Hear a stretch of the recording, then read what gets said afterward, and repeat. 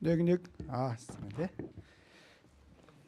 За ахын дүүстэйгээ удаан хугацааны дараа уулзалдаг байж байгаад за энэ эзний өдөр ахын дүүстэйгээ уулзах бас эрхэм боломж гаргасанд Бурхандаа их талархаж байна.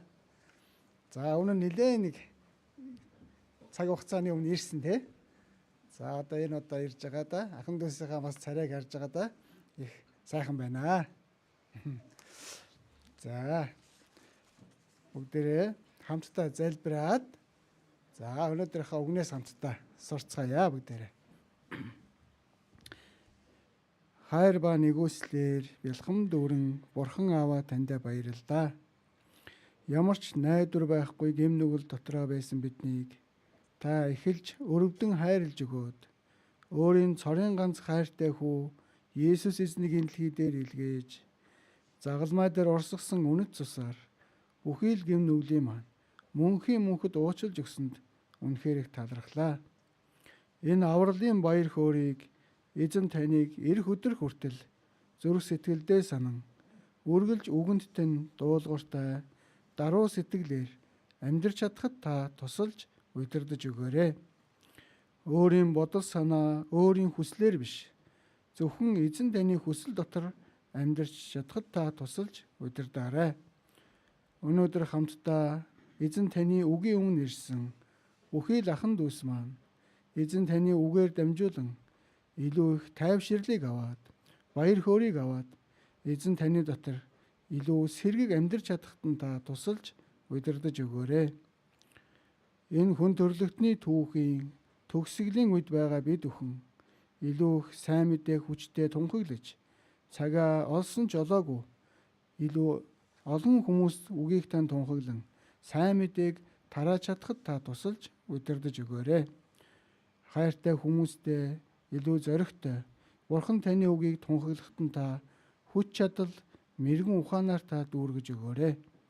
Ингээд бүхий л зүйлийг таны хүчит мотор даатгаад таны хайртай хүү Есүс Христийн нэрээр гуйн залбирлаа. Амен. За бүгдээр өнөөдөр хамтдаа за 3 газараас ишлэл олж уншаад за түүнийхээ дагуу хамтдаа сурцгаая. За Филиппо номны 4-ийн 10-аас 12 байгаа. За өнөөдрийн маань үгийн сэдв за сэтгэл хангалуун байдал гэснээр үг сурах гэж байна. За сэтгэл хангалуун байдал гэдэг бол за ямар зүйлээр дамжиж миний зүрх сэтгэл их хангалуун, амар тайван, баяр хөөртэй байдгийм болоо. За энийг бүгдээрээ бас өнөөдөр суръя. За эхлээд Филиппо номны 4-ийн 10-аас 12-ыг эхлээд хамтдаа уншъя. Эцэст нь миний төлөө дахин санаа тавьж байгаад чинь би эзэнд маш их баярлаж байна. Үнэн дээр та нар санаа тавьж байсан боловч үзүүлэх боломж нь байсангүй. Би үүнийг дутагдсны улмаас ярьж байгаа юм биш.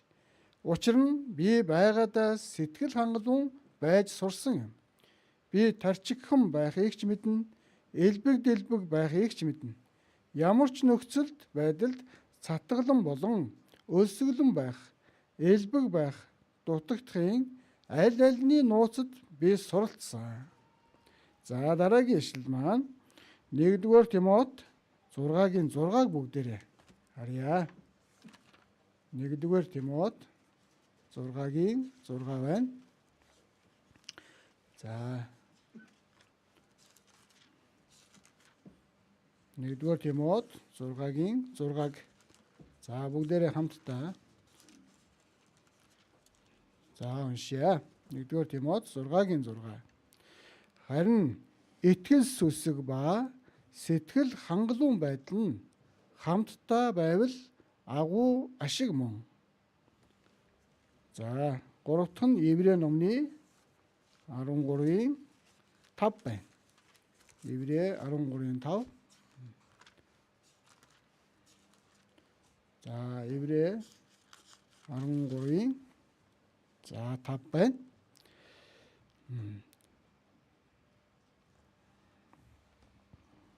За уншъя. Байгаа юмдаа сэтгэл хангалуун байж амьдрал чинь мөнгийг хайрлахаас чөлөөтэй байг. Учир нь тэр өөрөө би чамайг хизээч орхихгүй, мөн чамайг хаяхгүй гэж айлтсан. За энэ 3 ишлэлээр дамжуулаад 3 чухал зүйлийг бүгдээрээ хамтдаа сурцгаая.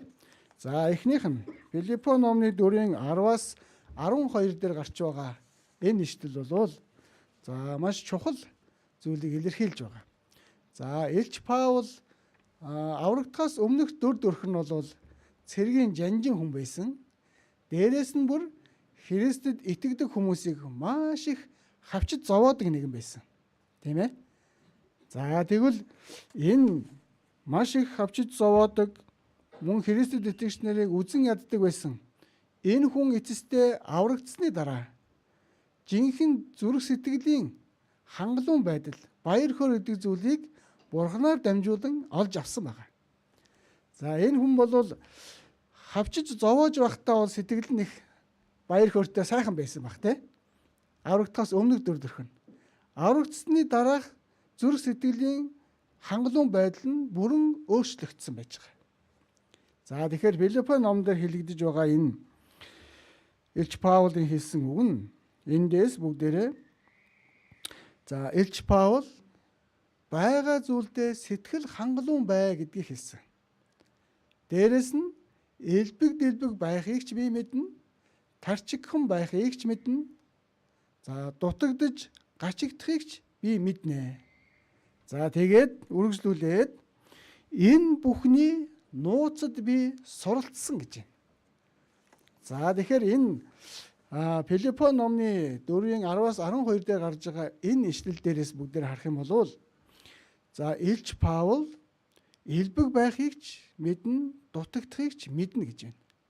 За тэгэхээр эндээс мэднэ гэдэг зүйлээр ингээд дуусчих юм бол за ерөөсөө элбэг байх ч тийм байдаг, дутагдахад ч тийм байдаг. За ингээл дутагдах юм бол элбэг байх юм бол зүрх сэтгэл нь өөрчлөгдөж болно. За тэгэхээр энд мэднэ гэдэг зүйлээр ерөөсөө зогсож болохгүй. Үргэлжлүүлээд Илч Паул юу гэсэн бэ? Энэ элбэг байх, дутагдахын аль нууцад би суралцсан гэж байгаа. За мэдээд өнгөрөх, за тэр зүйлээ бүр үргэлжлүүлэн түүндээ суралцах гэдэг маань хоёр өөр байна. За суралцсан гэдэг нь болохоор үйлдэл бол гарч байгаа зүйл. За мэднэ гэдэг маань болохоор зөвхөн толгоогоороо мэдчихэж байгаа зүйл. Элбэг байхад тийм байдгийм байна. Зоохон тарчигхан хэцүү байвал ийм байдгийм байна. За ингээл болоо. Өөрийнхөө бие дээр туршиж судалж үзээгүй байна. Мэдж байгаа хүн бол. За тэгвэл Илч Паул мэдээд зогсоогүй би суралцсан гэж байна. Тэгэхээр элбэг байх, дутмаг байх энэ бүх зүйл нь нууц гэж хэлээд байгаа биз? Нууц. За энэ нууц нь хаана юу болоод нууц гэж байгаа юм болоо. Тэгэхээр энэ ертөнцийн байгаа бүхий л зүйлийг бүхий л бидний хэрэгтэй зүйл. Энэ бүх зүйлийг өгдөг нь ганцхан Бурхан. Тэгвэл Илч Паул юуг сурсан байна? Элбэг дэлбэг байхыг ч Бурхан зөвшөөрдөг юм байна. Хэцүү зовлонтой, хэцүү тарчигхан байхыг ч Бурхан зөвшөөрдөг юм байна. За тэгвэл Илч Паулын итгэлийн амьдралд явахдаа сурсан зүйл нь энэ. Тэгэхээр энэ итгэлийн одоо энэ элбэг дэлбэг байх, тарчигхан байхын нууц нь бол ерөөсөө л юу вэ? Бурханаас ирдэг юм байна. Тийм учраас би гаднах нөхцөл байдалд ерөөсөө өөрийнхөө зүрх сэтгэлийг алдаж болохгүй юм байна.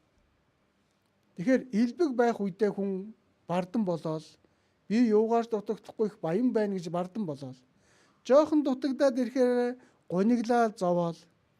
За ингэж байж болохгүй юм байна гэдгийг Илч Паул сурсан. Бурханаар дамжуулан сурсан. Тэгвэл бидний итгэлийн амьдралд ч гэсэн энэ зүйл маш чухал. Бид бүхэн Бурханы өгөгдөж байгаа зүйлийг аваад түүн дотроо зүрх сэтгэл маань хангалуун байх ёстой. Бурхан надад энэ зүйлийг л зөвшөөрсөн юм байна. Тийм учраас л Бурханаас өгөгдсөн зүйл дотор миний зүрх сэтгэл хангалуун дүүрэн байх ёстой. Гэтэл Бурханаас өгөгдөж байгаа зүйлийг жоохон чамлал, жоохон дутмаг байна гэх юм бол сэтгэл дотроос буруу бодол, буруу зүйл гарч ирдэг.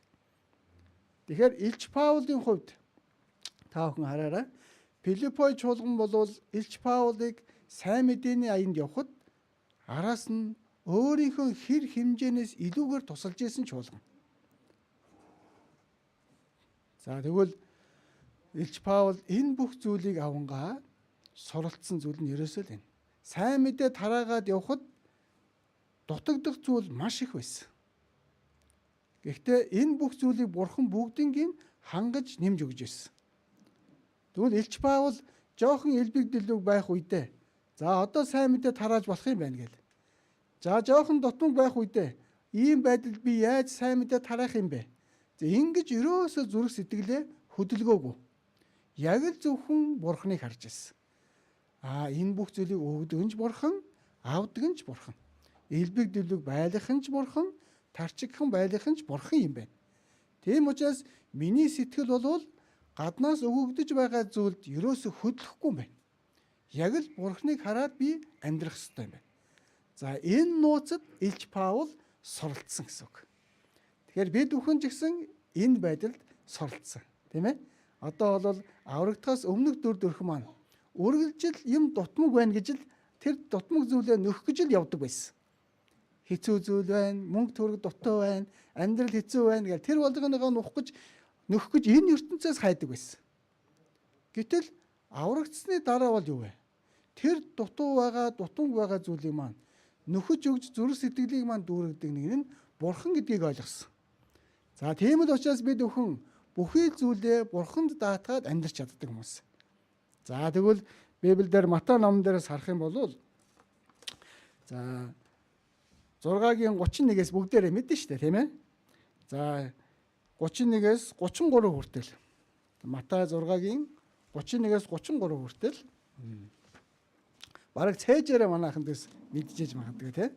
Матай номны 6-гийн 31-ээс 33 дээр. За хамтдаа уншия бүгдээрээ Матай 6-гийн 31-ээс за 33 хүртэл. За тиймээс юу идэх билээ? Юу уух билээ? Эсвэл юу өмсөх билээ гэж санаа бүү зов. Харийнхан энэ бүх зүйлийг чармаан хайдаг. Харин Тэнгэрлэг эцэг чинь та нарт энэ бүхэн хэрэгтэйг мэддэг юм. Харин эхлээд Бурханы хаанчлал ба зөвхт байдлыг хайхтун. Тэгвэл энэ бүгдийг та нарт нэмж өгөх болно. За эндээс харах юм бол Бурхан миний юу дутмаг байна, юу хэрэгтэй байна гэдгийг Бурхан бүгдийг мэдж байдаг. Тийм ээ?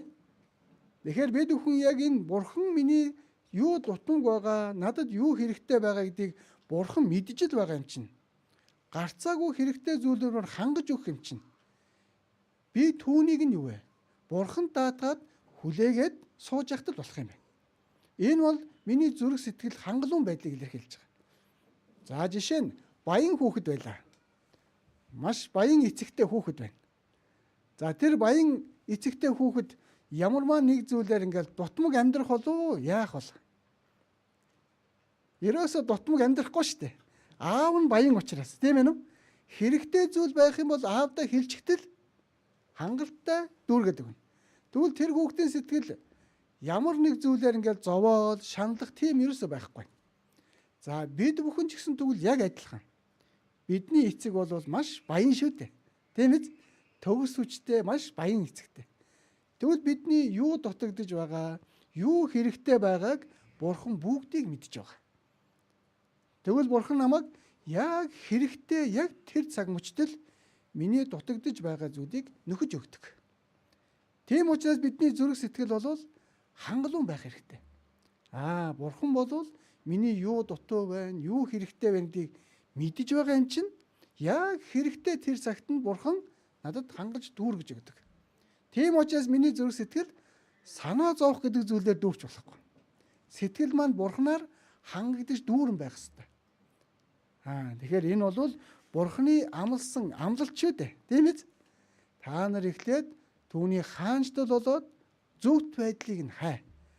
Тэгвэл энэ бүх хэрэгтэй зүйлээ чинь нэмээд өгч чинь. Тэгвэл миний амьдралд эхлээд Бурхан байна. Миний итгэлийн амьдрал хамгийн ихэнд нь Бурхан байх ёстой. Бурханы амьдрал, Бурханы зөвхт байдлыг, Бурханы хайрлсан тэр сэтгэлээ ихэн тавиад зөвхөн Бурханаа хараад амьдарч байхад Бурхан араас маань бүх зүйлийг нэмж өгдөг. Тэгэхээр энэ бол миний итгэлийн амьдралын хамгийн чухал үндсэн суурь. Библиэл дээрээс харах юм бол Израилийн ард түмэн Египтийн боолчлоос гараад Улаан тэнгисийг гатлаад Бурханы амласан Канаан нутаг руу орохын өмнө Йордан голын өмнө очиж зогсдог тийм. Йордан гол эргээ хальчихсан үертэй байсан. Яг энэ үед Израилийн ард түмнийг Бурхан гэрээний авдрыг үүрээд тэгээд ус руу ор гэж хэлдэг. Гэтэл энэ үед бол тэр их үерэлдсэн байгаа ус руу шууд яваад орно гэдэг бол үнэхээр Бурханд итгэж байгаа хүний л дүр төрх. Тэр бол яг үндэ тэр үерэлдсэн ус руу яваад орох юм бол шууд өхөл үлээж байгаа. Тийм ээ?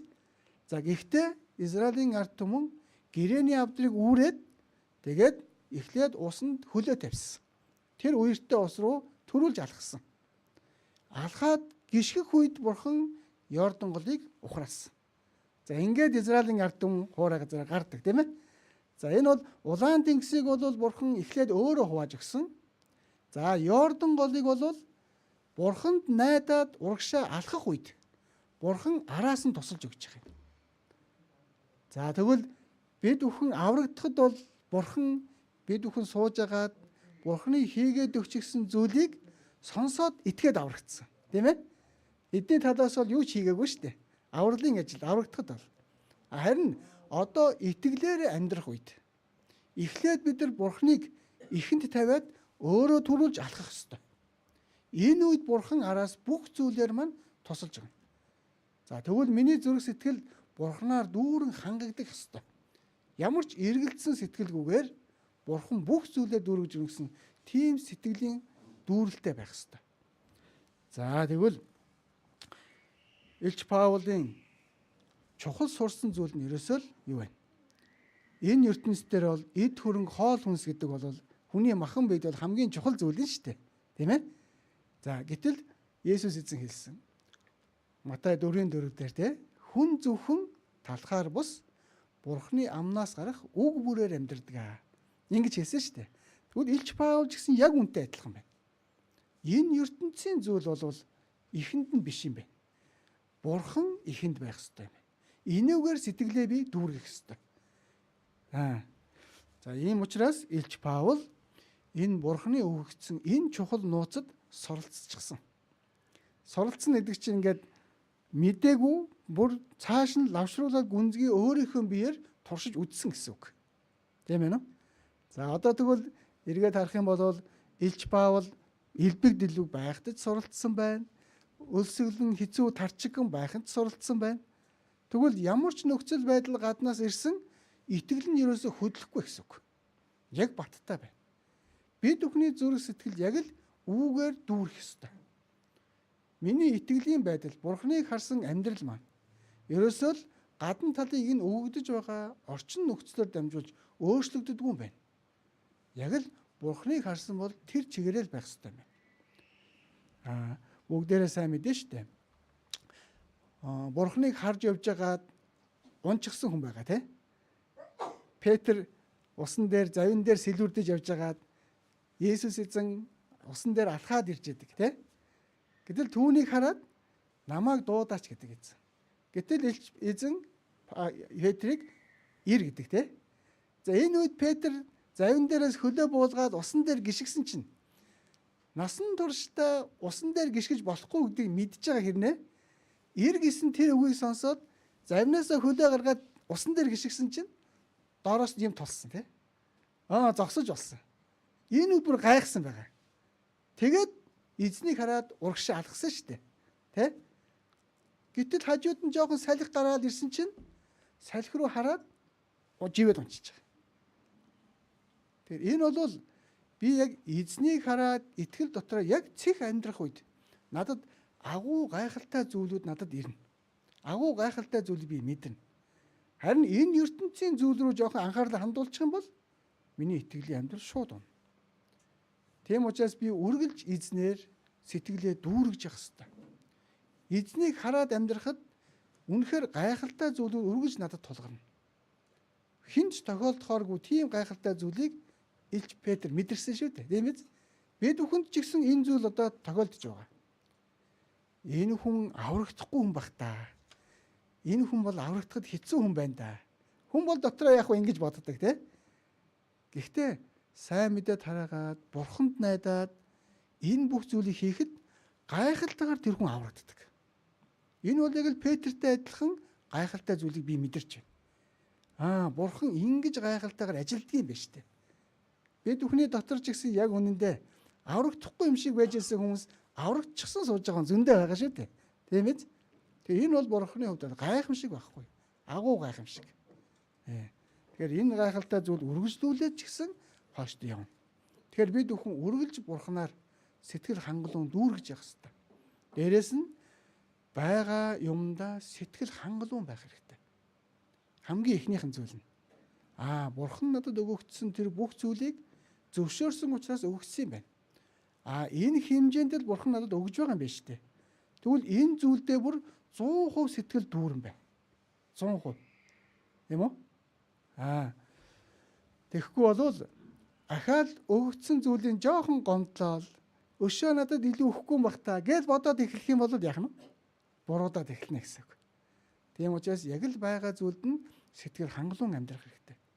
Тэгэхээр Илч Паул бол энэ нууцад суралцсан байна. Бид бүхэн ч гэсэн одоо энэ нууцад суралцж байна. Яг л амьдралдаа бодитоор үзэж байгаа юм тийм. Бид бүхэн элбэг хангалуун байхыг ч мэднэ. Жоохон дутмаг жоохон хэцүү байхыг ч бүгдээр мэднэ. Гэхдээ тэр бүх зүйлийг бид нар бүгд адилхан туулаад ирсэн. Гэхдээ өнөөдөр яг энд бурхны үгийн өмнө сууж байна. Тэр нөхцөл байдлуудаар дамжуулаад миний итгэл хөдлөөгүй байна. Бүгд энд одоо сууж байна тийм. Тэгэхээр хоошдоо ч гэсэн ийм байдлууд дахин давтагдж ирнэ. Тэр бүх зүйлд ерөөсөө сэтгэлээ огт хөдлөж болохгүй. Бурхнаар сэтгэл хангалуун байж дүүрэн амьдарч сурах хэрэгтэй гэсэн үг. За түүний дараагийнх нь харах юм бол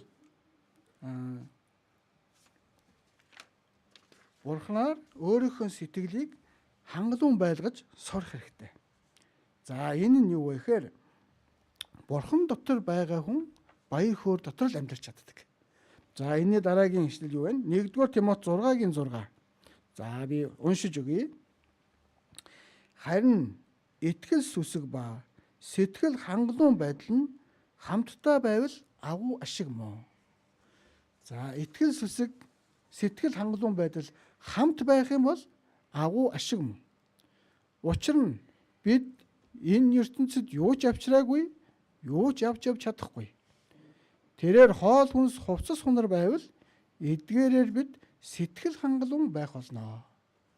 За энэ ишлэл дээрээс харах юм бол чухалчилж харах зүйл нь юу вэ гэхээр 6-гийн 6 дээр итгэл сүсэг ба сэтгэл хангалуун байдал хоёулаа хамт байх юм бол агуу ашиг мөн гэж. За тэгэхээр итгэл сүсэг гэдэг зүйл нь юу юм болоо? Итгэл сүсэг.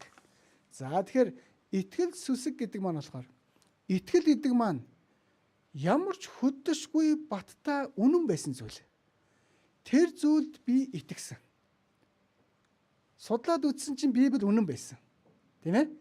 Библийг судлаад үзсэн чинь Есүс Христийн цусаар миний бүх гэм нүгэл уучлагдсан байна гэдэг нь баттай үнэн байсан. За тэгвэл энэ үннийг би хүлээж авснараа мөн хэмиг олж мөнхийн яваажин руу явахаар болсон шүү дээ. Тийм ээ. Энэ бол миний хөдлөшгүй баттай итгэл. За энэ итгэл дээрээ за сүсэг гэж байна. За сүсэг гэдэг маань юу хэлж байгаа вэ гэхээр яг энэ итгэсэн итгэлдээ чин сэтгэлээсээ хандахыг хэлж байгаа. Сүсэг гэдэг маань. Тэгэхээр баттай миний итгэсэн итгэлд үүндээ би ямар ч эргэлзээгүйгээр чин сэтгэлээсээ бүх амьдралаа зориулан итгэн амьдрахыг сүсэглэг амьдрал гэж байгаа. За тэгвэл энэ итгэл сүсэг хоёр тийм ээ итгэсэн итгэл маань Бурханд хандаж байгаа тэр чин сэтгэлийн сэтгэл маань энэ хоёр маань дээрэс нь Бурханы өгөгдөж байгаа бүх зүйлд сэтгэл хангалуун орших юм бол энэ хоёр хамт байвал надад агуу ашиг юм аа. Агуу ашигтай. Тэгэхээр би итгэл сүсэг дотроо сэтгэл маань хангалуун байх юм бол Бурхан дотор хангалуун байх юм бол агуу ашиг гэж байна. За ашиг гэдгийг бүгдээрээ мэднэ те. За хүн 8 хийгээд за тэр нь маш их ашигтай байх юм бол миний зүрх сэтгэл яадаг вэ? Гонигтай байдаг болов уу? Баяр хөөртэй байдаг болов уу? Баяр хөөртэй байдаг те. Маш их ашиг олох тусам хүн маш их баярлдаг. Тийм ээ? Яг түүнтэй адилхан. Итгэл сүсэг сэтгэл хангалуун байдал хоёулаа хамт байх юм бол надад Бурханаас ирж байгаа тэр агуу тэр баяр хөөрийн ашгийг олж аваад баяр хөөрөөр дүүрсэн шиг миний зүрх сэтгэл Бурханаар маш ихээр баярлдаг. Тийм учраас би итгэл сүсэг дотроо сэтгэл хангалуун байдал хоёроо үргэлж хамт авч явах ёстой. Миний итгэсэн итгэл ямар ч өөрчлөлт байхгүй үнэн байсан. Энэ үнэндээ би бүх амьдралаа зориулан сүсэглэг амьдарч байна. Аварч өгсөн Бурханаа би чин сэтгэлээсээ хайрлаад амьдарч байгаа. Энэ бол итгэл сүсэг. Тэгээд сэтгэл хангалуун байдал нь бүх зүйлийг Бурхан надад өгдөг. Би бол үнэхээр тэнгэр газрыг бүтээсэн бүтээгч Бурхантай. Тийм ээ? Энэ бол миний аав. Надад юу ч дутагхааргүй бүгдийг хийж өгдөг. Ийм сэтгэл хангалуун байдлаараа би амьдрах юм бол надад ирж байгаа ашиг нь юу вэ? Асар ихэ гэсэн үг байна. Асар их. За тэгвэл бид бүхэн энийг бүгдээр одоо яг бодитоор амьдралдаа яг үзээд явж байгаа шүү дээ. Тийм ээ? Аврагдаагүй хүмүүсүүдийн амьдарч байгаа дүр төрх. Аврагдсан Христэд итгэж бидний амьдарч байгаа дүр төрх хоёр бол тэнгэр газар шиг өөр. Би чуулган дотроо Бурхны үг нөхрөл дотроо ахан дүүстэйгээ хамт байхад ямар их тайвшрал баяр хөөргийг авдаг бай. Тийм ээ? Тэгтэл ертөнцийн аврагдаагүй байгаа хүмүүсүүд ийм баяр хөөргийг авч мэдэхгүй шүү дээ. Тэгвэл энэ дотор байх юм бол миний баяр хөөр зүрх сэтгэл маань дүүрэн байдаг юм байна. Энэ бол амар тайван сэтгэл хангалуун байдал юм байна. За тэгвэл бид бүхэн үргэлж Бурханаар сэтгэлээ хангалуун байлгах хэрэгтэй. За дээрэс нь энэ сэтгэл хангалуун байдал итгэл сүсэг дотор амьдрахад бидэнд бас дасгалжуулалт гэдэг зүйл бас хэрэгтэй. Дасгалжуулалт. Шууд сонсоол үйлдэл за болчлоо гэдгүү те. Юм сурахын тулд удаан хугацаанд дахин давтан хийж байж түүнийг өөр юм болгодог шүү дээ. Тийм ээ?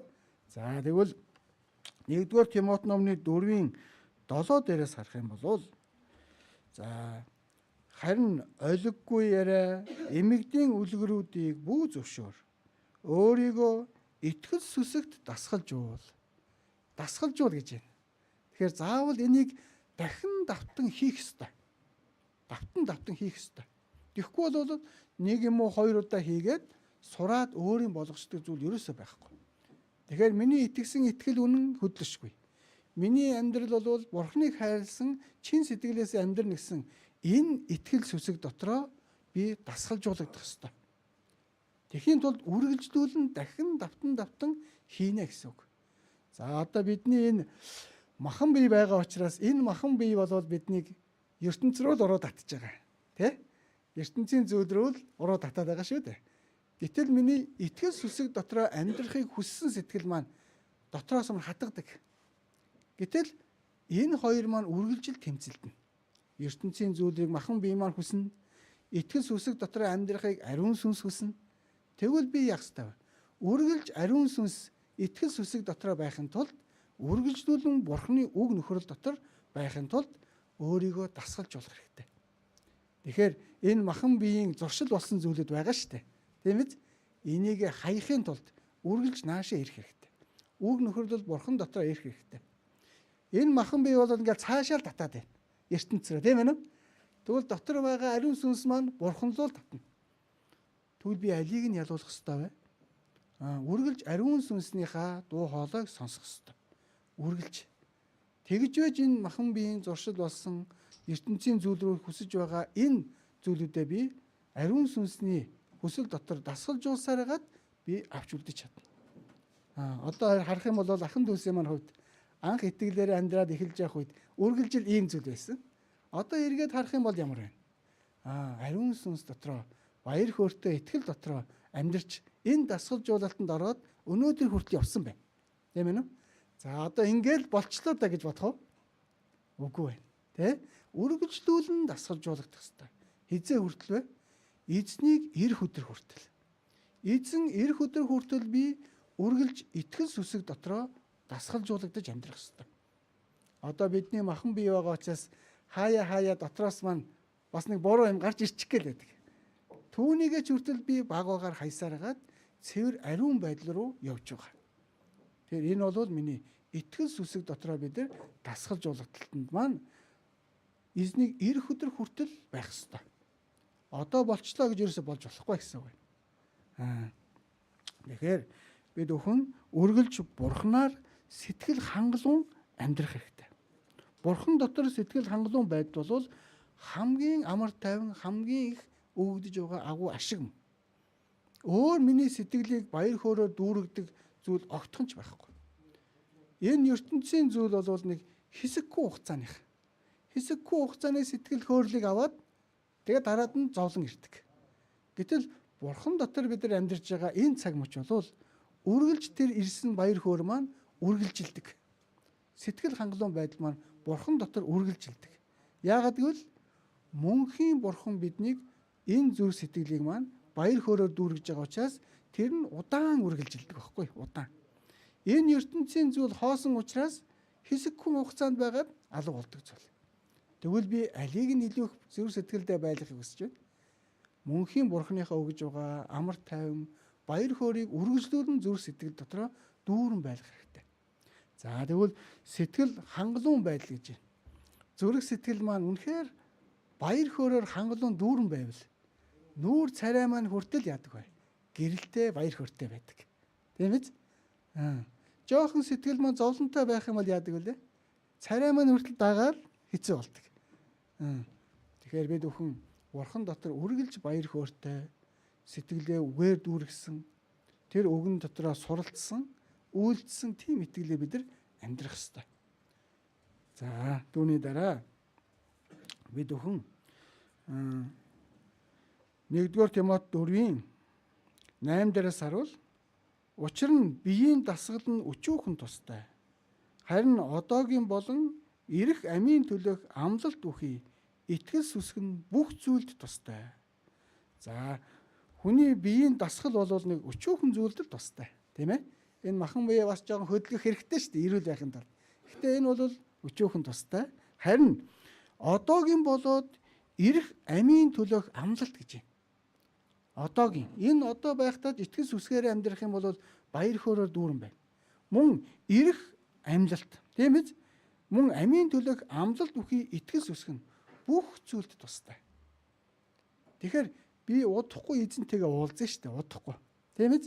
Тэгвэл эзэнтэйгээ уулзах тэр мөчтөө би итгэл сүсэг дотроо үргэлжлүүлэн Бурханыхаа хүслийн дагуу цэвэр ариун амьдралаар амьдарч байгаад очих юм бол ямар сайхан зүйлтэй би тулгарх вэ? Тэр их баяр хөөртэйгээр эзэнтэйгээ уулзвал маш ихээр баяр хөөрөөр тэрвэрж маш ихээр намайг хайрлаж хүлээж авна. Тэг юм нэстэй тий. Яг гэвэл энэ ертөнц бол хизээч гэсэн намайг уруу татаад аваад явах, итгэлийг нь унгаах тийм газар. Гэтэл энэ газар дээр тэр уруу татлахад авталгүйгээр Бурхны үг нөхрөл дотор байж, Бурхнаар сэтгэлээ дүүргэж, эцэс хүртлээр тэр гим нүглийг ялж байгаад Бурхны өмнө очивол намайг ямар ихээр хайрж тэрж авах вэ? Тэрийг бол зөөрлөхийн аргагүй сайхан. Тэгэхээр би тэр амлалтыг, тэр дахин уулзалтыг би энэ газар дээр тесэн ядан хүлээж амьдрах ёстой. Тэхийн тулд миний сэтгэл үргэлж Бурханаар дүүрэн хангагдж байх ёстой. Бурханы өгөгдөж байгаа нэгүсэл ямар гайхалтай вэ гэдгийг би байнга мэдрэх ёстой. Энэ газар дээр сайн мэдээ тараагаад, сайн мэдээ тарааж явах үед, хавчлаг зовлон ирэх үед, тэр их доромжллыг би тисээд гарахад Бурхан намайг очих үед нулимсыг минь арчиж өгнө гэсэн. Тийм ээ. Тэгэхээр бид нар Бурханы өмнө очихдоо энэ газар дээр эзний төлөө амьдрсан тэр амьдралаараа мөн урсгасан нулимсаа арчуулах тийм нулимстай очих хэрэгтэй. Бид нар сайн мэдээ тараахгүй бол тэр урсгах нулимс гарахгүй. Сайн мэдээ тараахад ямар их хавчлаг, ямар их зовлон ирдэг вүлээ. Хайртай хүмүүс нь аврагдахгүй өөдөөс эсэргүүцэхэд зүрх сэтгэлд маань яаж урагддаг вүлээ. Тийм ээ? Тэр болгондоо бид нар Бурханд хандаж залбирч, Бурханд найддаг шүү дээ. Тэгвэл Бурхан ч гэсэн тэр бүх цаг хугацааг бүгднгийн тооцоод харж байгаа. Эцэст нь яваад очиход Бурхан миний төлөө чи сайн амьдралаа. Урсгасан нулимс үрээ чинь би арчнаа. Энэ маш том тайвшруулал. Тийм үстэй. Тэгвэл энэ газар дээр өөрийн дур зоргоор амьдраад махан биеийн хүслээ дагаж явж байгаад Бурханы өмнө очивол яах вэ? Чи миний төлөө юу хийж байгаад ирвэ? Ингээд асуувал хариулт байхгүй. Гэтэл Бурхан бол яах вэ? Миний төлөө сайн амьдарч байгаад ирээрээ. Өөрийнх нь сэтгэлийг би миний үгээр баяр хөөрөөр үргэлж дүүргээрээ. Тэгвэл зүрх сэтгэл нь хангалуун байгаа хүн үргэлж Бурхан дотор баярлаж амар тайван амьдарч чаддаг. Тэгвэл би зүрх сэтгэлээ энэ ертөнцийн зүйлсээр биш, Бурханаар сэтгэлээ дүүргэх хэрэгтэй. Сэтгэл хангалуун байдал маань ийм байх юм бол би үргэлж баяр хөөртэй амьдрна. Хичнээн зовлон хавчлаг ирсэн ч түүнд санаа зовх зүйл байхгүй. Хавчлаг ирсэн ч дараад нь тайвшрал байгаа учраас би энд ерөөсөө санаа зовх зүйлгүй юм байна. Гонж гутрах хэрэггүй юм байна. Яагад бол эцэст нь мөнхийн тайвшрал байгаа юм чинь. Бид энэ газар дээрээс удахгүй л явна штэ. Удахгүй л мөнхийн амралт руу орох гэж байна. Тэнд амар тайван, баяр хөөр, аз жаргал дүүрэн бялгсан газар. Тэгвэл энэ газар дээр би сэтгэлээ бялхмаар дүүргэж хэрэгтэй. Бурхны тайвшруулал дүүрэн байна. Бид өхөн Ишлэл номны 21 дээрээс харах юм бол мөнхийн деважин ямар газар вэ гэдгийг Бурхан бичээд өгчихсэн байгаа шүү дээ энэ дээр. Тийм ээ?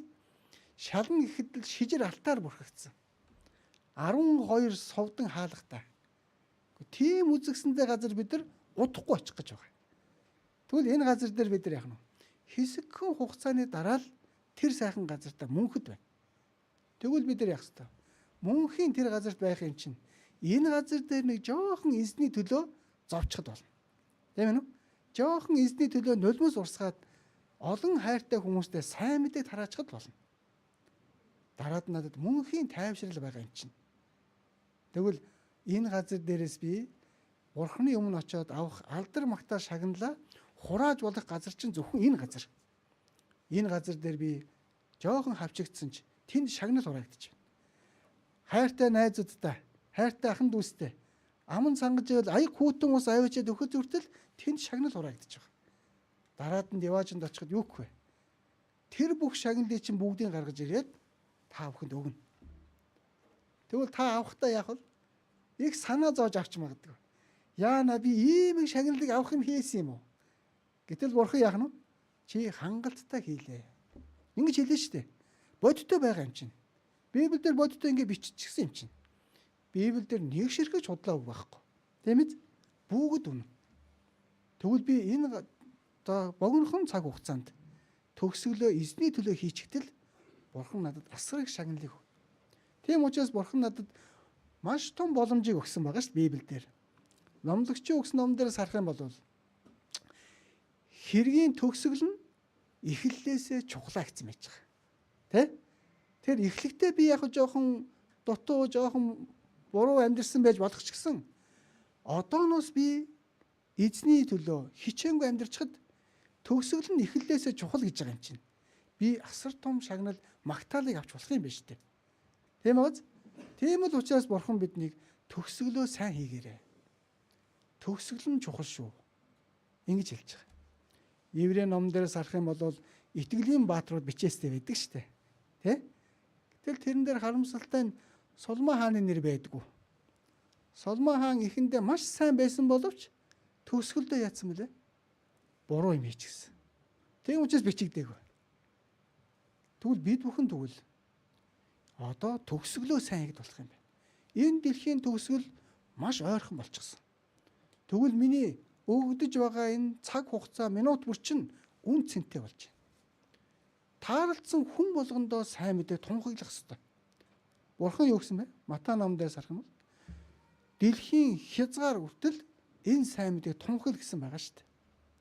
Тэгвэл бид нар хаанч гэсэн юу ч гэсэн цагаа олсон ч олоогүй энэ үгийг тунхаглах ёстой. Магадгүй бурхныг хайж яваа хүн таарлахыг бид нар мэдэхгүй. Тийм ээ? Сэтгэл дотор шаналцсан яваа хүнтэй би таарлаж байгаагаа мэдэхгүй. Үнэхээр эзний төлөө амьдарч хичээнгүй эзний төлөө таны төлөө төгсгөлөө би сайн хийгээд шийдвэр гаргаад амьдарч байвал бурхныг хайж байгаа хүнтэй уулзалдаг. Яагаад гэвэл надаас үр жимс гарах ёстой. Тийм ээ? Тийм учраас бурхан надад тэр хүмүүсүүдийг уулзуулж таарлалд болдог. Тэгээд хэлэх үед яг тэр хүний хүсэж байсан зүйлийг та хэлж байгаа юм. Бурхан таны амаар дамжуулан үгээ хэлүүлж байна. Тэр хүний хайж байгаа зүйлийг таны амаар дамжуулан хэлүүл. Тэр үед тэр хүн хурж ирээд үг сонсоод аврагддаг баг. Бурхан ингэж гайхалтайгаар амжилдаг. Тэгэхээр миний сэтгэл яах ёстой? Эзнэр дүүрэх ёстой, баяр хөөрөөр сэтгэл хангалуун байх ёстой. Эзний төлөө амьдрах гэсэн шийдвэртэй байх ёстой. Тэгэх юм бол бурхан өөрөө хайж байгаа нэгэн лөө уулзалдаг. Энэ бол бурхан ингэж гайхалтайгаар хийж өгдөг. Тийм учраас бид бүхэн үргэлжил төгсгөлийг сайн хий. Эзэн дотор хичээнгүй амьдрий. Миний зүрх сэтгэл бурханаар үргэлж хангалуун дүүрэн бай. Ийм сэтгэлээр би амьдрах үед бурхан намайг үнэхээр надаас асар олон үр жимсийг бий болгоно. Өнөөдөр бид бүхэн энэ ертөнцийн амьдарч байгаа зорилго маань бурхан намайг аварч өгсөн шалтгаан маань надаас үр жимсийг хүсэж байгаа. Тийм ээ? Надаар дамжуулж олон хүн аврагдаасаа. Бурхан ингэж хүсэж байгаа. За модны та бүхэн жимсний модны үн цэн нь юундаа байдаг юм бэ? Жимсний модны үн цэн. Яагаад үн цэнтэй байгаа юм болоо? За одоо та бүхэн харах юм бол за нэг мод ингээд тарилаа. За гэтэл тэрнээс нь навч гараад өөр юм ерөөсө гарахгүй байна.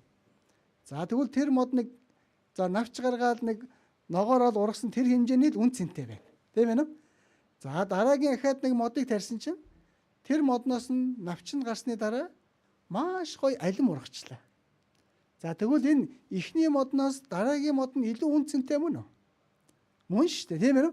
Яагаад гэвэл энэ мод тарьж байгаа, алюминий мод тарьж байгаа яг үндсэн зорилго нь үр жимсийг авахын тулд. Тийм ээ? Үр жимсийг авахын тулд. Бид бүхэн энэ дэлхий дээр эхлээд аврагдсан шалтгаан гэж байна. Энэ олон хүмүүс дундаас эхлээд аврагдсан шалтгаан юу вэ? Бид бүхнээр дамжуулж олон үр жимс гарахыг бурхан хүсэж байгаа. Тийм учраас бид бүхэн энэ бурханы хүсэж байгаа үр жимсийг бид нар гаргах ёстой. Тэгжээж бид нар илүү бурханд хайрлагдана. Илүү үн цэнтэй харагдаж байна. Тэгэхээр аварж өгсөн бүх хүмүүсээ үн цэнтэй харж байгаач өгөх шагнал нь өөрөөр болчихж байна. Тийм ээ? Нэг хүний сүнс тэнгэр газраас илүү үн цэнтэй. Тэгвэл би тэр энэ тэнгэр газраас илүү үн цэнтэй нэг хүний сүнсний төлөө би өөрөө эзний төлөө амьдрах ёстой юм байна. Тэр хүн аврагдахын тулд би сайн байх ёстой юм байна. Өөрийн хэрэггүй зүйлсүүдэд бүгдийг хаях ёстой юм байна. Бурхны өмнө цэвэр ариун итгэл дотор амьдарч байж надаас асар олон үр жимс гарддаг юм байна шүү дээ. Ингээд бид нар сэтгэлээ бурхнаар тэгвэл дүүргэж, бялхан дүүргэж байж энэ итгэл рүү амьдралаар амьдрдаг байна. За, итгэлээрээ амьдрах үедээ энэ зовлон хэцүү зүйл тохиолдоход бурхан хизээж хаяхгүй гэж амласан. Бурхан одоо бол бидний хизээж хаяхгүй үргэлж хамт байна гэж амласан. Жохон зовлон хавчлаг ирэхүүд сэтгэл хэцүү байдаг тий. Жохон залбираад үтсэн чинь хариулт ирэхгүй болохоор жохон хэцүү байдаг. Бурхан орхисон юм болов уу? Яасан юм бол? Гэтэл бурхан амлалтандаа юу гэсэн бэ? Хизээж орхихгүй, хизээж хаяхгүй. үргэлж хамт байна гэсэн. За бүгдээрээ тэгвэл Еврей номны 13-ын 5-ыг харъя. Еврей 13-ын 5 дээр. За энэ маань одоо Еврей 13-ын 5 байна.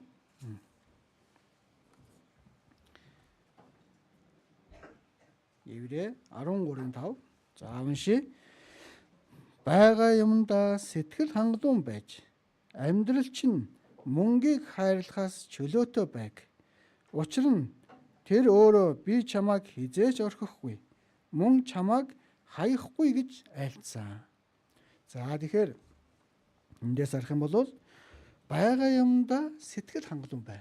Нэгт нь, хоёрт нь үгж амьдрал чинь мөнгийг хайрлахаас чөлөөтэй байг. За гурав дахь нь чухал байна. Би чамайг хизээж орхихгүй, хизээж хаяхгүй. За энэ дээр одоо гурван чухал дүгнэлт нь гарч байна, тийм.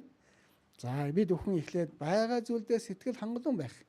Энэ зүйлийг бол Бурхан бид бүхэнд өгдөг учраас би өгсөн хэмжээнд нь 100% талархаад амьдрах хэрэгтэй юм байна. Бурхан надад энэ зүйлийг л зөвшөөрсөн юм байна шүү дээ.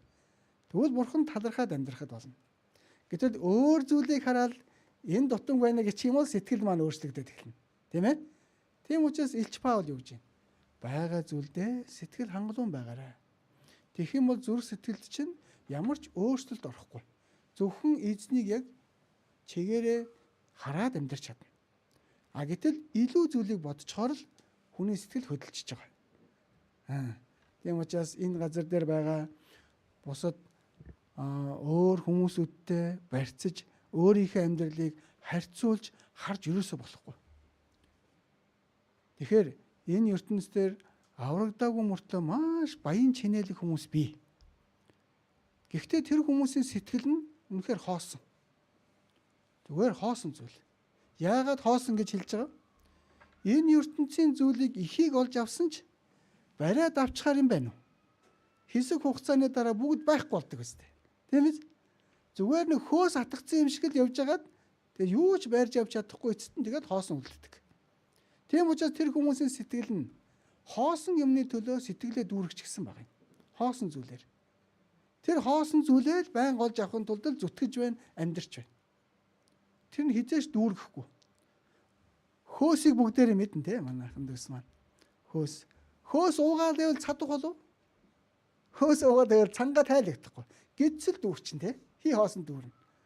Ус ууж ээжл миний цангаа тайлагдаж сэтгэл маань тайвширдагтай адилхан. Гэтэл энэ ертөнцийн хүмүүсийн бодож байгаа, хайж байгаа, хөөж байгаа зүйл нь ерөөсөө тэр хөөс байна. Хөөс. Тэр хөөсийг хичнээн олж авсан ч эцэстээ бариад авчих юм юу ч байхгүй.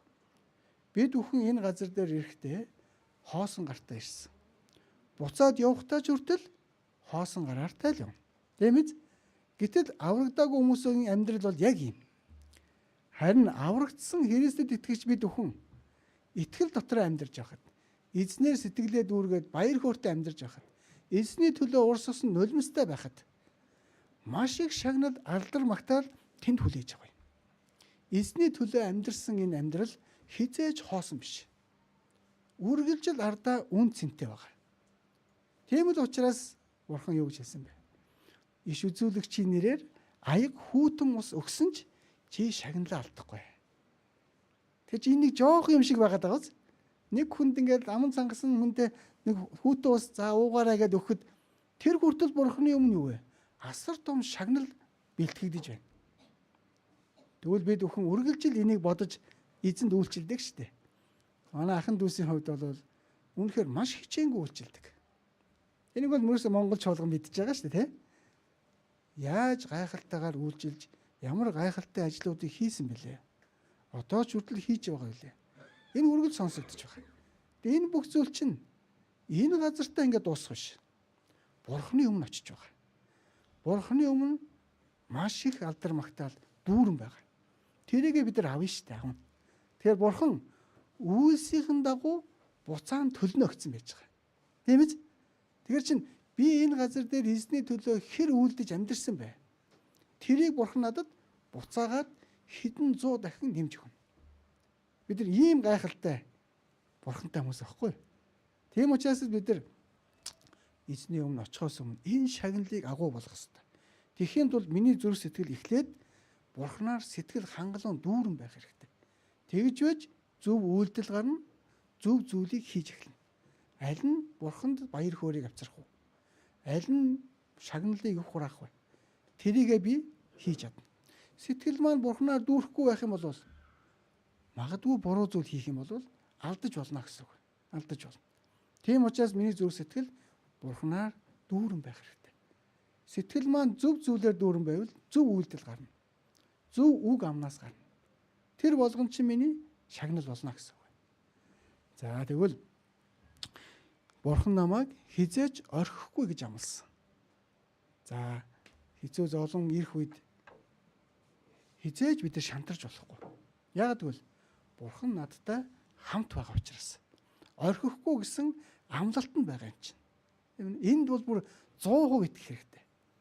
За хүн итгэлийн амьдралаараа сайн амьдрах бас нэг шалтгаан нь юу гэдэг вэ гэхээр Бурханы амласан амлалтанд ямар ч эргэлзээгүй итгэдэг. Энэ итгэл намайг итгэлээр амьдрахад, эцэс хүртэл амьдрахад маш их хэрэг болдог. Яг гэвэл амлалт гэдэг зүйл чинь дараад нь бодитоор ирэх зүйл шүү дээ. Тийм биз? За тийм учраас тэр амлалтанд би найдаад амьдарч байгаа. За би чамайг ямар ч хэцүү байсан, зовлон ирсэн ч чамайг би орхихгүй шүү гэж хэлчихэд тэгээд хажууд нь байхгүй байгаад байна. Тийм ээ нөө? Бид нар бол бодитоор ингээл за намайг хаяхгүй гэсэн юм чинь ингээл яг хажууд байх юм бол сэтгэл маань тайван байна те. Гэтэл хилчгээд харагдахгүй байна. Тэгвэл хүний сэтгэл бас жоохон хөдөлж болдог. Ингэж харагдаад байх юм бол бас нэг амлалтандаа бас итгээд бас нэг намайг хамгаална гэсэн юм чинь хажууд байгаад байна гэд. Бас сэтгэл маань өөр байна те. Гэтэл амлалтандаа юу вэ? Хамгаалж өгнө, орхихгүй гэж хэлчихэд хажууд байхгүй байгаад байна. Тэгвэл энэ маш чухал зүйл. Хажууд байх амлалтанд итгэх, байхгүй байх үед амлсан амлалтанд нь итгэх хоёр бол хоёр өөр. Тэгэхээр бид Бурханыг хараагүй мөртлөө загалмай дээр миний гим нүглийг Есүс эзэн мөнхөд уучилж өгсөн гэдгийг би итгэлээрээ сонсоод итгэсэн биз дээ. Тийм биз? Сонсоод итгэх мөчөд би мөнх амийг олж авч байгаа шүү дээ. Харчаад итгэсэн биш. Гэтэл Есүс эзэн дахин амьсныхаа дараа шамнар дээр орж ирээд амар амгалан байх тун гэж хэлдэг. Тийм ээ? За ингэсний дараа хоёр дахь удаага дахиад шамнар дээр ирдэг. За эхний удаа ирснийхэн дараа Томас байдгүй те. Томас. Гэтэл Томаст шамнар нь хэлдэг шүү дээ. Сая эзэн бидэнтэй ирж уулзаад тэгээд бид бүхнийг амар амгалан байх тун гэж хэлээд ингээ явсан. Гэсэн чинь Томас итгэдэг. Би харж байж итгэнэ гэдэг. Тэр цовдөгдсөн хадаасных нь оронд би гараа хурууга хийж үзчихэж итгэнэ гэдэг. Гэтэл дараад нь эзэн боддоор дахиад хүрээд ирдэг. Энэ үед Томас байж идэг те. Тэр үед эзэн хэлдэг шүү дээ. Чи хараагүй байжгаад итгэсэн бол илүү ерөөлтэй байх байсан. Тийм ээ нөө? Харж итгэснээс харахгүй байжгаад итгэсэн хүн илүү ерөөлтэй. Тэгвэл Томсын хувьд бусад дагалдагч нараас илүү ерөөл авах боломж Томст байсан байна уу? Байсан байхгүй юу? Тийм байгааз? Яг тэр үед нь Томас байхгүй жагаад шамнар нь хэлэх үед нь тийм үү? Би итгэж байна гэсэн бол тэр шамнараас нь илүү ерөөл авах байсан Томас. Гэвтэл энэ ерөөл алдчихсан тий. Би харж ээж итгэнэгээд буруу ярьсан. Тэгээд дараа нь эзнийг харсны дараа үнэн байна гэж итгэждэг. Тэгвэл бид бүхэн бүр илүү ерөөлтэй нь хэн байна? Бид нар байна. Хараагүй мөртлөө үгэнд нь итгээд аврагдсан хүмүүсүүд. Тийм учраас илүү ерөөлтэй хүмүүсүүд байхгүй бид нар. Тийм учраас бид бүхэнд үнэхээр харагдахгүй байгаа ч гэсэн амлалтынх нь үгийг нь сахиад тэвэнд нь итгэх юм бол Бурхан илүү ерөөлийг өгнө. Илүү. За түүний дараа аврагдсан Христэд итгэгч хүн аврагдсныхаа дараа зовлон хавчлага ирэхгүй гэж ерөөсө бодож болохгүй. За бүгдээрээ Эхлэл номны 28-ийн 15 дээрээс харъя. Эхлэл номны 28-ийн 15 дээр Эхлэл номны 28:15 дээр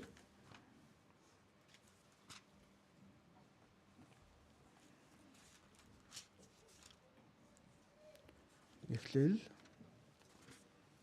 За 28:15 дээр. За би 10-аас эхлүүлээд 15 хүртэл нь за уншиж өгье. Яаков Бершебагаас гараад Харан руу явв. Тэрээр нэгэн газар хүрэхэд нар шингэсэн тул тэндээ хонохоор тентхийн нэгэн чулууг авч толгойд ороо тавиад хажуулжээ. Тэрээр зүүдэлсэнд харагтун. Газар дээр нэгэн шат босож түүний оройн тэнгэр тулам бас дахин харвал түүгээр Бурхны тэнгэр элч нар өгсөж уруудан байлаа. Тэгтэл үзэгтэн эзэн түүний дээр зогсоод би бол эзэн чиний эцэг Авраамийн Бурхан Исаакийн Бурхан байна. Чиний хэвтэж байгаа газрыг би чамд болон чиний үр удамд өгнө. Чиний үр удам газрын тоос шиг олон болж баруун зүүн хойд зүгт тархна. Чамаар болон чиний үр удмаар газар дэлхийн бүх овог өрөөгдөх болно. Харагтун би чамтай хамт байж хаашаач явсан чамайг хамгаалan чамайг дагуулж энэ нутагт буцааж авчирна.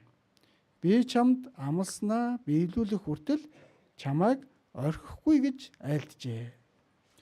За эндээс харах юм бол Яаков за Есав ахынхаа ууган хүүгийн эрхийг нь авчдаг тий. Ууган хүүгийн эрх нь аяг шүлээр солиод авчдаг штэ. Яаков бол их залтай байхгүй их залтай хөвд.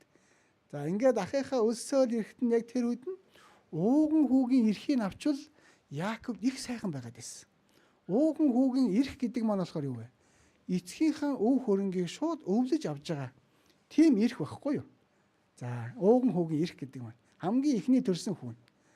За гэтэл энэ ууган хүүгийн эрхийг авахыг үнэхээр Яаков хүсэж байсан. За дараад нь Бурханаар өрөөгддөг. Тэгтэл Исавыг өрөөх гэж байсан. Гэтэл эхлээд ууган хүүгийн эрхийг аяг шүлээр сольж авчгаад дараа нь Исавыг аав нь өрөөх гэж байхад аавыгаа хуурж байгаад тэр өрөөлийг нь авчдаг. Тэр Яаков маш залтай байгаа юм тийм ээ үү? Тэгвэл Яаковын сэтгэл дотор юу байсан гэхээр энэ ууган хүүгийн эрх энэ Бурханаа өрөөгдөх чинь хамгийн чухал юм байна штэ гэд сэтгэлдээ бүр тэрийг л авахыг хүсэж ирсэн. Тэгээ өөрөө бол авах ямар ч нөхцөл хангаагүй байхгүй юу? Гэтэл энийг л авчвал болох гээд байна. Яг тэрийг авахыг чин сэтгэлээсээ хүссэн. Тэгээ түүнийгээ залдиж байгаад авчихсан. За ингээд сайхан болоод бүх юмыг авчлаа даа гэж сайхан болох гал байжсэн чинь эсрэгээр юу ирсэн бэ? Нөгөө ахаас нь хавчлага ирсэн. Миний ууган хүүгийн эрхийг хуурж авсан. Өрөөгдөг байсан өрөөлийг маань хуураад авчлаа. Энэ Яаковыг би ерөөсөө алчиг гэд. Одоо тэгсэн чинь Бурханаа өрөөгдөөл тэр сайхан өрөөл бүх юм авчлаа гэж сайхан болчих юм болов гэсэн чинь эсрэгээр юу вэ? Хавчлага зовлон хүрээд ирсэн. За энэ үед л Яаков зүхтааж байгаа юм. Аавынхаа гэрт байхад сайхан орон дээр унтдаг байсан баг тий. Гэтэл тэр өрөөл нэгүслийг авсны дараа яаж? Одоо чулууд ирлээд унтж байна. Эсрэгээр юу вэ? Энэ өрөөлийг авсан ч энэ ертөнцийн бол гарцаагүй хавчлага юм. Энэ ертөнцийн бид бүхэн аврагдахаас өмнө амьдарч байсан амьдрал. Аврагдсны дараах ирж байгаа хавчлага хоёр өөр байна. Аврагдахаас өмнө бол тэр гим нүглүүдтэй хамтд холилдож байсан. Хавчлага зовлон их байгаагүй тий. Аврагдаад цэвэр ариун болоод эхэлсэн чинь юу вэ? Нөгөө ертөнцийн хавчлага гэдэг зүйл орж ирж байгаа. Доромжлол ирж байгаа. Энэ үед бид нар тэр хатуу чулууд ирэлж байгаа мэтэл зовлон байгаа шүү дээ. Тийм ээ? Гэсэн ч Бурхан биднийг орхихгүй гэсэн. Яаковыг эндээс харах юм бол тэр их өрөөл нэгүслийг авсан хэрнээ зовлон дотор амьдэрсэн. Гэхдээ Бурхан яасан бэ? Би чамайг хизээж орхихгүй, хизээж хаяхгүй. Ингээд амлчихсан. Тэгвэл бид бүхэн ч гэсэн Бурхан яг ингэж амласан. Аврагдсан үнэнд итгэсэн хүүхдүүдээ Бурхан энэ ертөнцийн хизээж сул тавьж орхихгүй. Үргэлж хамт байна. Үргэлж намайг ширтэж надад үргэлж бүх анхаарлаа үргэлж хандуулна. Тэгэхээр Израилийн ард түмэн Египтийн боолчлоос гараад баяр хөөртэй гараад амьдэрсэн. Цөлийн амьдрал руу яваад ороод ирсэн чи юу орсон бэ? Цовлон ирсэн тий. Усч байхгүй, хоол хүнсч байхгүй. Тэгэл гомдлол гонгинол хэлсэн. За энэ үед Мойсе удирдах явсан шүү дээ. Тэр үед ямар их зовлон хэцүү байсан болоо Мойсед.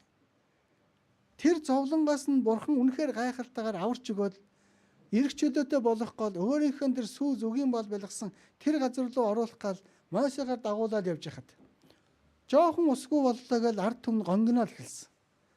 Мойсер бүгдээрээ хашгираад хэлсэн. Энэ үед Мойсед ямар байсан бол үнэхээр хэцүү байсан байна. Өөрийнх нь итгэж байсан аврагдсан тэр хамт байгаа ахын дүүс дотроос нь үгүйсгэж эхлэхээр үнэхээр хэцүү болж ирсэн. Египтийн зовлон дотор байхдаа бол бүгдээрээ л бурхан минь аварч өгөөч гэж хашгирж байсан тийм. Гэтэл тэр зовлонгоос нь аварч өгөөд эрх чөлөөтэй болгоод сайхан газар руу удирдах байхад нэг жоохон зүйл зовлон ирлээгээд бүгд гомдолж байгаа. Энэ үед Мойсегийн сэтгэл үнэхээр зовж байсан. Яагаад энэ ард түмэн 430 жил Египтэд тэгж зовсноо эргэж сандаггүй юм болоо. Тийм хэцүү байдлаас нь бурхан ингэж гайхалтай нэгүслэр аварч өгсөн гэдгийг яагаад санаж талархдаггүй юм болоо. Ингээл Мойсегийн сэтгэл хэцүү л байсан байж таараа тийм ээ. Гэхдээ энэ хэцүү байдал дотор ч гэсэн бурхан орхиогүй. Тэр цөл дотор усыг хаднаас гаргаж өгч ирсэн. Хаднаас ус гарна гэдэг бол боломжгүй шүү дээ тийм ээ. Гэтэл хадыг цохоод ус гаргаж ирсэн. Энэ хад нь Есүс Христийг илэрхийлж байгаа. Тэр урсаж байгаа ус нь амийн ус байна. Тийм ээ. Тэгвэл бид өхөн жисэн итгэл дотор амьдрахад магадгүй ийм зүйл гарвал яах вэ? Тэгвэл өөрийнхөө сэтгэл дотор юуг бодох ёстой? Намайг ямар гим нүгэлтэн байхад мөнхийн там руу мөнхөд хаягдах гэж байхад бурхан аварч өгсөн билээ. Энэ зүйлээр би сэтгэлээ хангалуун дүүрэн байлгах хэрэгтэй. Үргэлж. Энэ дэлхий дээр намайг хинч танихгүй. Би энэ дэлхийн хүмүүсүүдийн хувьд хинч биш, үл тоогдсон нэг л байсан. Гэтэл тийм нэгнийг бурхан хайрлаж аварч өгч бүр намайг энэ бохир гими маань цэвэрхэн болохын тулд өөрийнхөө хүүг загалмаа дээр хайсан. Тийм ээ. Өөрийнхөө хүүгээр миний хийсэн тэр гмийн өрийг төлж өгсөн шүү дээ. Тэгвэл гмийн хөлс нь үхэл гэж байсан. Энэ гийсэн гмийнхэн төлөө би л цусаараа бүгдийн төлөөд үхэх байсан. Тэгээд там руу явах байсан. Гэтэл бурхан биднийг хайрлсан учраас өөрт байсан цорын ганц хүүгээл миний өмнөөс загалмаа дээр өгөө. Миний бүх гимнүүлийг үүрүүлж агаад цусаар нь төлсөн байна. Энэ бол бурханы агуу хайр байхгүй.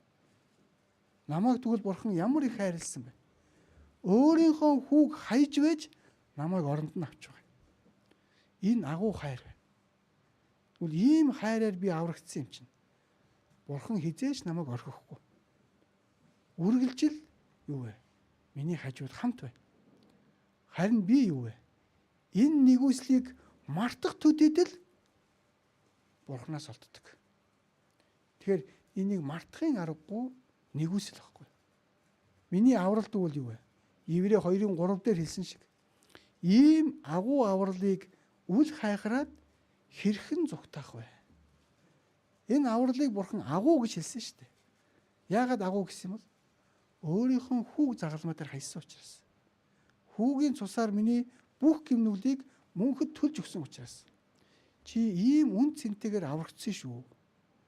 Тийм учраас энэ авралын баяр хөөр нэгүслээ хизээж битгий мартаарай. Энэ нэгүсэл дотроо л баяр хөөртэй амьдраарай. Гэтэл энэ авралыг мартах үед л ертөнц гоё харагдаж эхэлнэ. ертөнц рүү сэтгэлээ булгаалгадаг. Тэгвэл яг энэ үед миний махан биеийн хүсэл, махан биеийн гим нүгэл орж ирж байна. Энэ үед би яах ёстой вэ?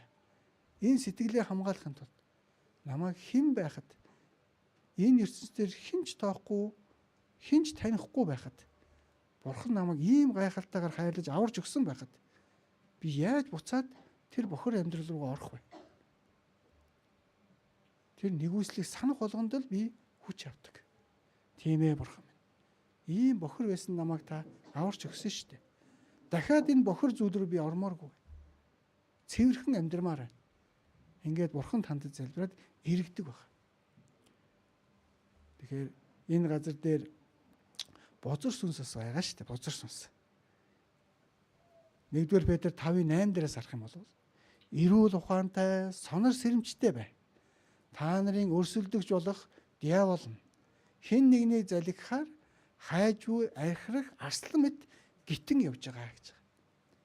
Тэгэхээр энэ бозор сүнс бол Христэд итгэж хүмүүсийг одоо там руу унгааж чадахгүй болсон. Харин итгэлээр нь халуун эзний төлөө хичээнгүй амьдрах тэр сэтгэлийг нь унтраахын тулд үргэлж хажууд чинь гитэж явж байгаа. Нэг буруу бодлыг чихэнд чинь шивнэ. Тэр буруу зүйлийг чихэндээ шивнэсэн үгийг сонсоод авчих юм бол би буруу дэш явна. Хичнээн буруу зүйл шивсэн ч би тасалж хаях ёстой. Энэ бол бурхны хүсэл биш. Тийм ээ. Эзний өдрөө өнөөдөр очих уу, унтах уу? Өөр юм хийх үү, яах уу? Ийм бодлыг бузар сүнс заавал өгж байгаа. Тэгвэл яах ёстой? Би аврагдсан. Намайг аврахын тулд эзэн энэ гайхалтай ажлаа хийж өгсөн. Өөрийнхөө хүүг загалмай дээр миний өмнөөс хүлэн байж аварч өгсөн байхад би бурхныхаа үгийг сонсно. Ийм шийдвэртэй үргэлж амьдрах ёстой. Энэ үед бузар сүнс яг тэр үед ялагддаг. Бид үргэлж ялах ёстой. Бузар сүнсэнд ялагдаж өрөөсөө болохгүй. Ийм учраас бурхан надтай үргэлж хамт байгаа гэдгээ санаарай. Ямар ч сорилт, ямар ч буруу зүйл ирсэн бурхан хамт байна. Тэгвэл бурханыхаа талд би зогсож явах ёстой. Үргэлж. Бид бүхэнд өнөөдөр хүртэл амьдрахад сонголт гэдэг зүйл байнга ирж байгаа. Сонголт гэдэг зүйл. Алийн сонгох вэ? Бузар сүнс бидний гараас нь бариад чирээд буруу зүйл хийлгэхгүй те. Бузар сүнс дандаа сонголтыг өгдөг. Буруу зүйлүүдийг шивнжээдэг. Алийг нь сонгохоо би өөрөө шийдчихэж байгаа. Бурхныг сонгох уу? Бузар сүнсийг сонгох уу? Тэгвэл миний зүрх сэтгэл үнэхээр Бурхны үгээр бялхам дүүрэн байх юм бол, Бурхнаар хангагдж байх юм бол үргэлжил ариун сүнсний талд сонголт хийнэ. Тийм л учраас миний зүрх сэтгэл үнэхээр Бурхнаар хангагдж хангалуун амьдрах хэрэгтэй. Энэ ертөнцийн зүйл бол хоосон гэдэг байгаа шүү дээ. Тийм ээ? Хоосон. Эндээс бол юу ч барьж авч чадахгүй. Тэгвэл ийм хоосон гэдгийг би мэдсэн юм чинь. Бурхны дагаа явхад Бурхны өгөгдөж байгаа зүйл бүгд цаанаа үн цэнтэй. Тийм л учраас хоосон биш учраас би тэр зүйлийг барьж ав. За бид бол энэ газар дээр 70 муу 80 жил амьдрал Бурхны өмнө очино. Энэ газар дээр бол би нэг цаг хугацаатай л амьдарч байна. Тэ? Харин мөнхийн деважинд мөнхийн Бурхантайгаа хамт байна. Тэгвэл бид өхөн эндээс мэрэгэн сонголтыг хийж чадна. Би хинтээ хамгийн удаан байхаар байна. Тэрэндээ таалагдах зүйлсийг л хийхэд болоо. Тэг нэ үстэй тий?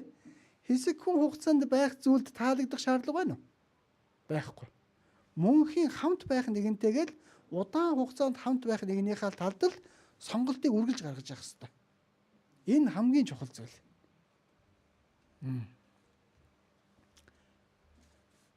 Жишээ нь эхнэр нөхөр хоёр явж байна. Гэтэл нөхрийнх нь найз нь хурж ирлээ. Нөхрийнх нь найз нь одоо өөр зүйл санал тавьж байна. Тэгвэл би тэр найзтайгаа цуг байнга байх юм уу? Эхнэртэйгээ юм уу нөхөртөөгөө байнга цуг байх юм уу? Мэдээж эхнэр нөхөртөөгөө байнга цуг байна шүү дээ. Тэгвэл тэр өгдөж байгаа сонголтыг нь би аль талд нь гаргах ёстой? Гэр бүлийнхэн талд гаргах ёстой. Тийм ээ? Хамт байх нэгэнтэйгээ л илүү удаан хугацаа өнгөрөх нэгэнтэйгээ л хамт байх зөв сонголтыг гаргаж явах ёстой. Хэсэгхэн хугацааны зүйлд сонголт юусаа гаргаж болохгүй. Тэр бол алдна. Яг үүнтэй адилхан би үргэлж Бурхантайгаа мөнхөд хамт байх юм чинь Бурханы юу хүсэж байгаа? Тэр зүйлд нь л би сонголтоо гаргая. Бурханыхаа бүх хүсэж байгаа зүйлийг л энэ газар дээр хийгээд амьдрах юм бол Бурханы өмнө би яваад очиход намайг үргэлж мөнхөд магтана. Чи үргэлж зөв сонголтоо гаргаж ийсэн шүү. Тийм ээ нү? Энэ ертөнцийн хэсэгхэн хугацааны зүйлд чи энэ итгэлээ өгөөгүй. Тийм л учраас миний хийж байгаа сонголт дандаа Бурхны талд, ариун сүнсний талд байж ах ёстой. Яагаад гэвэл би тэр Бурхантайгаа мөнхөд байх учраас. Энэ мэрэгэн хүний сонголтоо байгаа зү. Тийм ээ нү? Тэгэхээр бид бүхэн үргэлжил ийм мэрэгэн сонголтыг гаргаарай. Яагаад тэгж байгаа вэ? Бурхан Библиэлд нэг ширхэгч худлаа үг бичээгүй. Нэг ширхэгч хуурамч үг байхгүй энэ дээр. Үргэлж үгийнхэн дагуу амьдрах тусам ямар ч алдаа байхгүйгээр амьдрч чадна. Яагаад гэвэл сургаалт өсгийн 30 дээрээс харах юм бол Бурханы үг бүр тунгаагдсан байдгаа гэсэн байж байгаа. Тэгэхээр чин Бурханы энэ үг болгон шалгагдаж, соригдож гарч ирсэн. Нэг ч алдаа байхгүй гэдэг нь бидний өмнө ил болчихсон. Бид бүхэн Библийн семинараар Библи 3500 жилийн өмнөөс бичигдээд 1900 жилийн өмнө бүрэн бичигдээд дуусчихсан ном гэж байгаа тийм. Тэгвэл бид бүхэн ийм урт хугацаанд бичигдсэн маш эртний номыг судлаад түүндээ итгэж байгаа. Гэтэл энэ цаг хугацаа өнгөрөх тусам Библи маань цаг хугацааны аясаар шалгагдсан. Гэтэл тэр дотроос нэг ч хуурамч, нэг ч худал үг гараагүй учраас өнөөдөр хүртэл бидний өмнө ирчихсэн байж байгаа.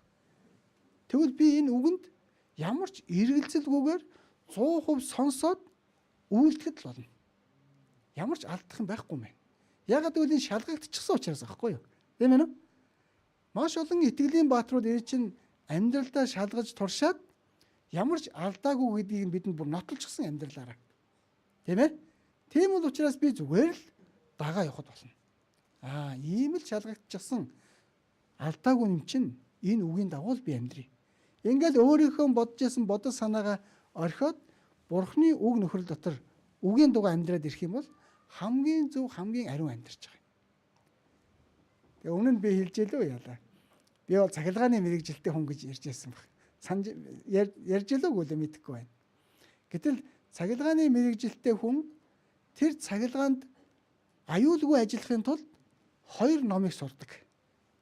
Нэг нь зөв ашиглах, цахилгааныг зөв ажиллах. Нөгөөх нь аюулгүйгээр ажиллах. Ийм хоёр ном байдаг аахгүй. Тэгэхээр эхлээд энийг зөв ашиглахыг яг тэр номыг харж аж сурдаг. Өөрийнхөө сурж болохгүй шүү дээ.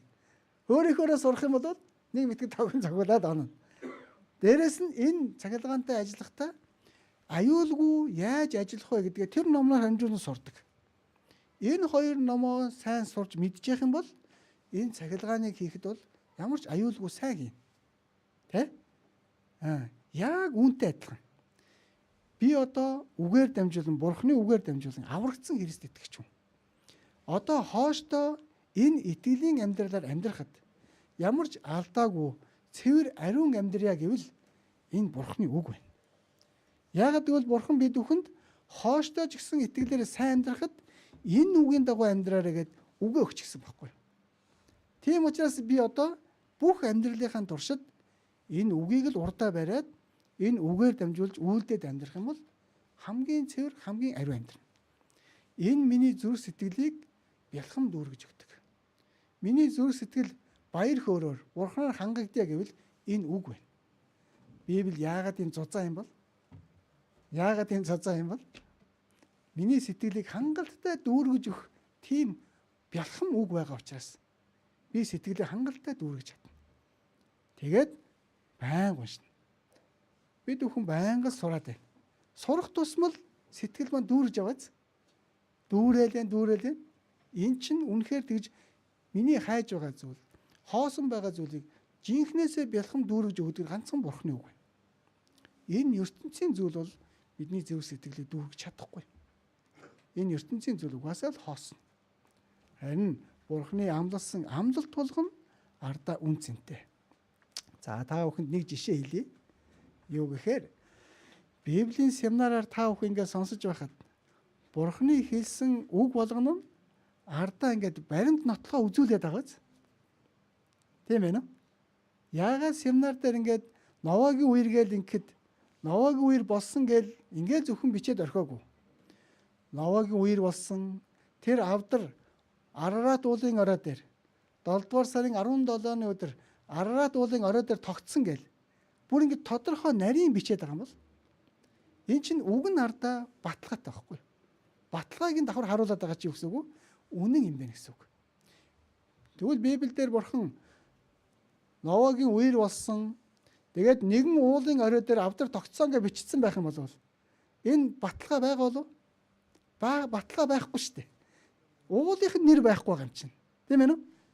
Гэтэл Бурхан яг бодитоор болсон гэдгийг баталж өгөхийн тулд уулынх нь нэрийг үрт бичиж байгаа.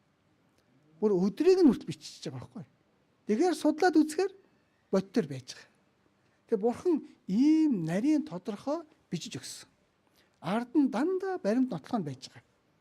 Тэгэхээр бид нар үнийг хараад Библи чинь тэр чигээрээ 100% үний юм байна. Тэгвэл мөнхийн диваажинд очиод мөнхийн амар тайван, мөнхийн баяр хөөр байгаа гэдэгт би шууд итгэхэд болно. Ямар ч эргэлзээгүйгээр. Тийм л учраас би энэ газар дээр амьдрахдаа сэтгэлээ Бурханаар дүүргэж, баяр хөөрөөр хангаж, эцэст нь очиод авах тайвшрал байгаа гэдгийг санаж энэ газар дээр эзний төлөө одоо үлдсэн амьдралаа зориулаарай. Тэгэхээр миний сэтгэл Бурханы үгээр дүүрж, үгээр хангагдаж байх ёстой. Сэтгэл хангалуун байдал бол ерөөсөө л энэ. Өөр зүйлээр сэтгэлээ хангалуун байлгах гэд хайх юм бол миний сэтгэлийг дүүргэх зүйл нэг ширхэгч байхгүй. Илч Паул тэгсэн байгаа шүү дээ. Бага юмда сэтгэл хангалуун бай. Дээрэс нь зүрх сэтгэл чинь мөнгийг хайрлахаас чөлөөтэй байг. Мөнгө гэдэг бол энэ ертөнцийн гол чухал зүйл нь байхгүй юу? Аврагдаагүй Бурхныг таньж мэдээгүй хүмүүс бол мөнгө л чухал гэж бодоод явж байгаа. Тэ? Тэгэл мөнгөний араас л явж байгаа. Гэтэл бид бүхэн аврагдсны дараа мөнгө бол чухал биш юм байна. Бурхны үг буюу Бурхан чухал юм байна. Ингээд ирэхээр бүрэн өөр харж байгаа. Тэгэхээр бид бүхний зүрх сэтгэл дандаа ийм эзний үгээр хангалуун бялхан дүүрэн яваарай. Тэгэх юм бол ертөнцийн уруу татлага, ертөнцийн зүрх сэтгэл маань алдрахгүй.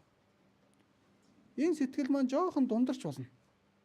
Жоохон дундрах юм бол ахаал үг сонсоод, ахаал нөхрлөөд дүүргчиж болж байна. Энэ ертөнцөө гараал явхад сонссон үг маань хэрэгжүүлэхгээл эхлэхээр хавчлуу зовлон ирэхүүд жоохон шантарч жоохон дундардаг. Дахиад ирээ сонсох хэрэгтэй. Яагаад 7 хоногт 2 удаа бид нар үг сонсоод байна. 3 дахь өдөр эзний өдөр тийм ээ нү? Энэ зүрх сэтгэл маань үгээр хангагдаж байж байгаа. Энэ ертөнцийн зүйлтэй таарах үед дундардаг байна. Сэтгэл маань жоохон хүндэрдэг байна. Тэр үед дахиад хүчийг авч үгийг сонсоод дахиад дүүргэх хэрэгтэй. Бүгдээрээ гар утас сэргэлдэг юм чинь гар утасны батарейг бол сайн мэдэн штэ. Нэг сайхан дүүргчээл байж идэл хэсэг хугацааны дараа ингээд дундардаг тийм. Дахиад залгаад сэнгэлдэг. Яг үүнтэй адилхан. Миний сэтгэл ч гэсэн юу вэ? Үгээр байнга дүүрч явах хэрэгтэй. Үгээр. Тийм л учраас миний сэтгэл үгээр бялхан дүүрэн байх тусам би хичээнгүй сайн амьдарч чадна. Эцэстээ миний энд амьдарч байгаа зорилго маань юу вэ? Сайн мэдээ тараахын тулд, Бурхныг алдаршуулахын тулд, Бурхны өмнө очиод алдар магдаар шагналаар дүүрэн байхын тулд. Ийм л зорилгын төлөө бид нар энэ газар дээр амьдарч байгаа. Тэгэхээр миний сэтгэл бол үргэлжил үгээр сэтгэл хангалуун байгаарай. Сэтгэлээ дундхан байлгаад байж ерөөсөө болохгүй. Дундхан байлгаад ах юм бол энэ дундхан хоосон зайд чинь өөр зүйл орж ирнэ. Өөр зүйл. Тэгвэл тэр хоосон зайг байнга үгээр дүүргээрэй. Байнга Бурхнаар дүүргээрэй. Тэгэх юм бол би үргэлж баяр хөөртэй байна. Одоо л удахгүй эзний өмнө очих гэж штэ. Удахгүй мөнхийн амралт руу орох гэж. Тэгвэл энэ богинохон хугацааг би баяр хөөртэй эзний төлөө л өнгөрөв. Бурхан энийг хүсэж байгаа. Тэгэхээр бид бүхэн өнөөдөр 3 зүйлийг харлаа те. Байга зүйлдээ сэтгэл хангалуун байгаарай. Юунд ч битгий шантраарай. Өгөгдсөн зүйлд нь талархаарай. Талархал чинь 100% байх ёстой. Жохон дутанг байна гэж бодох шаардлагагүй. Тийм ээ? Хүн хүнд өгөгдөж байгаа өгөгдүүд нь тус тусдаа өөр. Бурхан надад энэ зүйлийг өгч байгаа юм байна. Баярлалаа. 100% ингээд сэтгэл хангалуун байхад энэ болж байна. Хоёрт нь юу вэ? Итгэл сүсэг.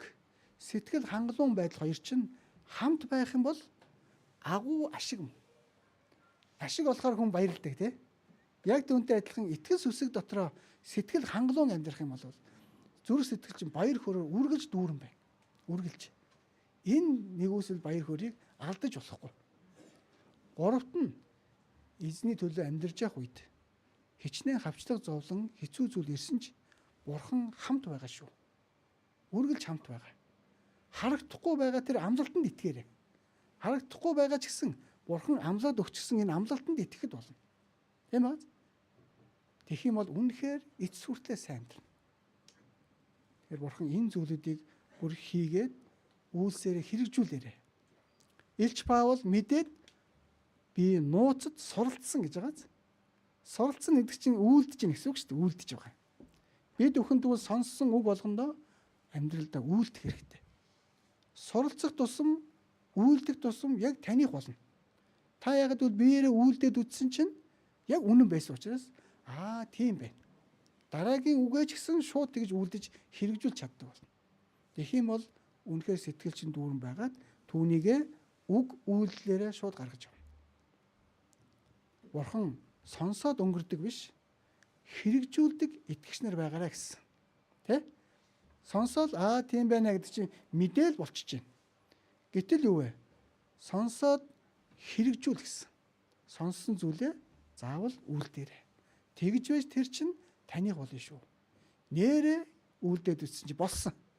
Тэгвэл дараагийнх нь яах нь вэ? Болно гэсэн үг.